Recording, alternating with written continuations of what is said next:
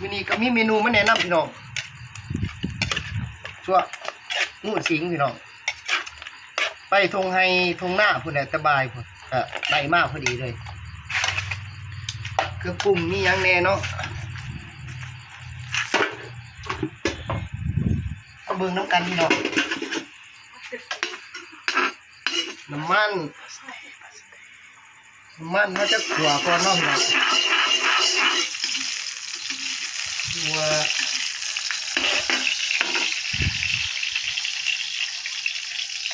ขัวใส่กระเทียม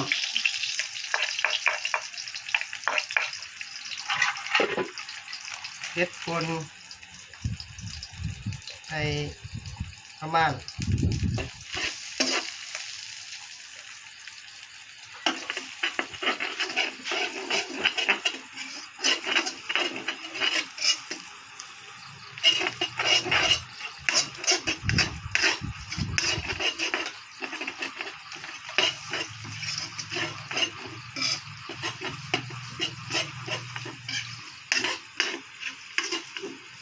ขิงพี่น้องขิงก็ได้มุกมาเนาะตัวใช้น้ำกัน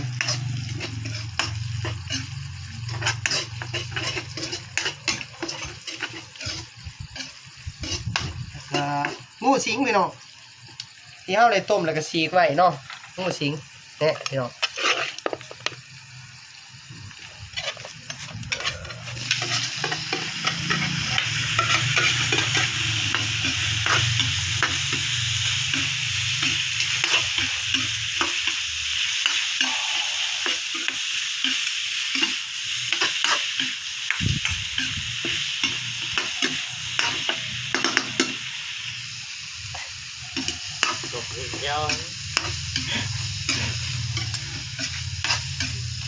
คลิปตลกน้อยหนึ่งก็พี่น้องก็เป็นคลิปตลก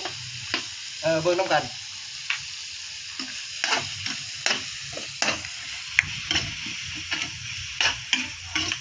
นี่งูสิงพี่น้องกินสดๆมื้อนี้ไปเอามาแต่ทุ่งไห้ทุ่งหน้าเฮาหมดแหละ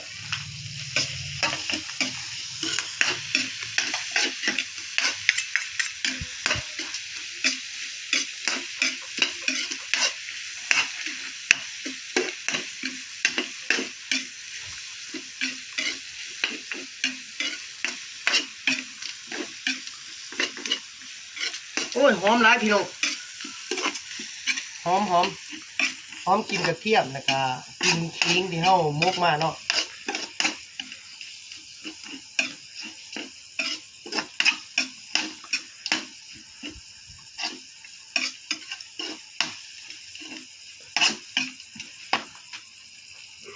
เรียบร้อยพี่น้องเขาจะเอาลงหม้อทีหนึ่ง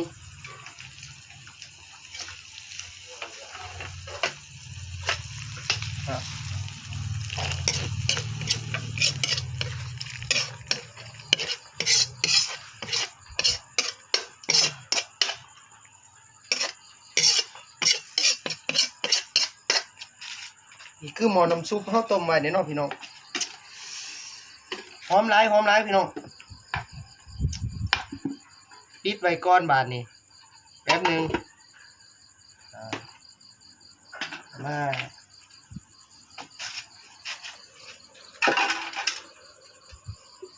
นี่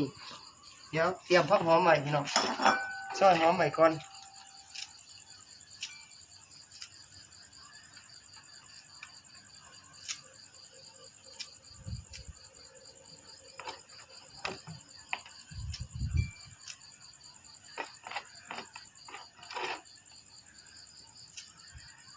นี่หอมปอบเนาะซินเนอรี่เนาะหอมบัวปนกันพี่น้องเราข้าวจะลอยแก้มเราพี่น้องจะลอยแก้มงูสิงเนาะเตรียมไว้แล้วเครื่องปรุง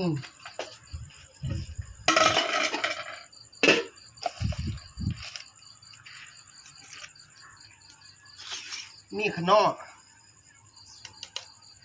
ผง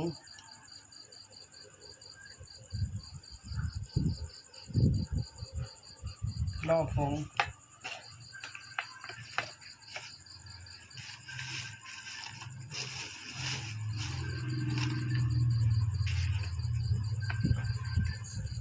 นัว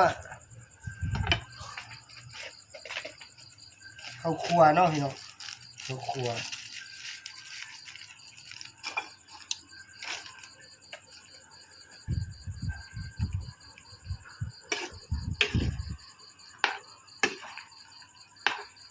เสียอย่างเดียวมีใบบักขามพี่น้องไปทุ่งไฮทุ่งหน้ากะใบบักขามกับแห้งเหี่ยวหมดมีเอาคลิปหนาซะจังเอาใบบักขามเนาะ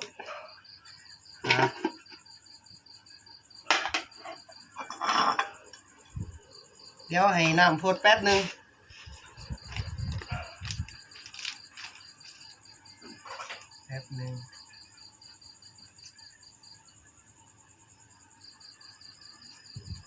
ถ้าน้ำพดแป๊บนึงโอ้ปิดเราทาก่อนนี่เนาะกินหอมได้คือสีแสบมันแก่ก่อนมานึงแก่ก่อนนะพี่น้องกินน้ำกัน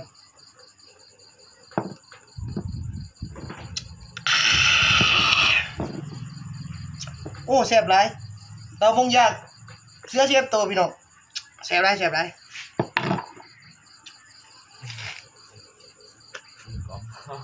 นะได้นี่เนาะพี่น้องหมดแล้วเดี๋ยวชิมมึงน้ำกันมานี่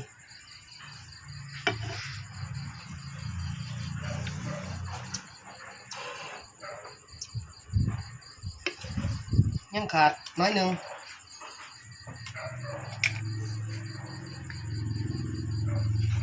ตัวนี้เป็นทีเด็ด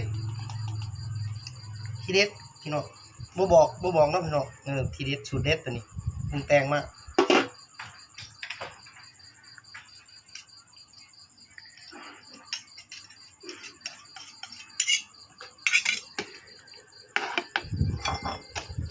ผักหอมพี่น้องเตรียมไว้ใบบักขามกับบ่ได้ผักแพรวกับบ่ได้มื้อนี้พี่น้อง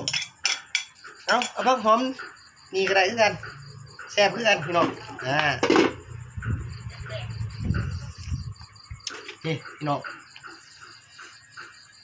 งูสิงไหลมาสดๆมื้อนี้เบิ่งน้ำกันพี่น้อง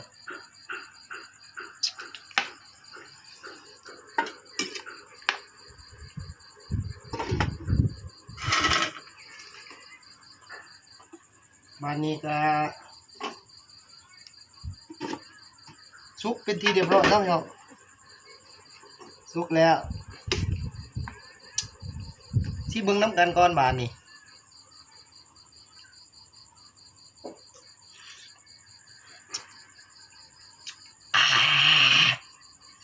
อีกวันนึงพี่น้องไม่แน่ใจ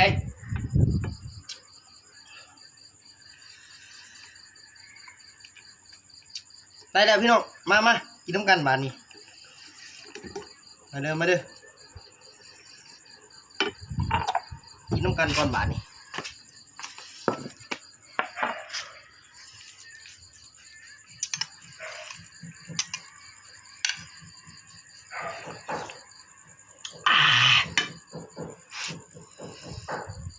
นี่งูสิงพี่น้องงูสิงไหนมากสดๆมันนี่อยู่ตรงไหนตรงหน้า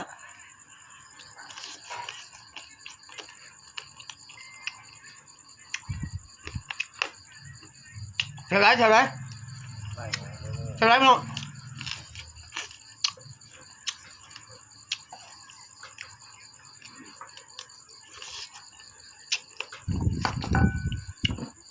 เก็บข้าว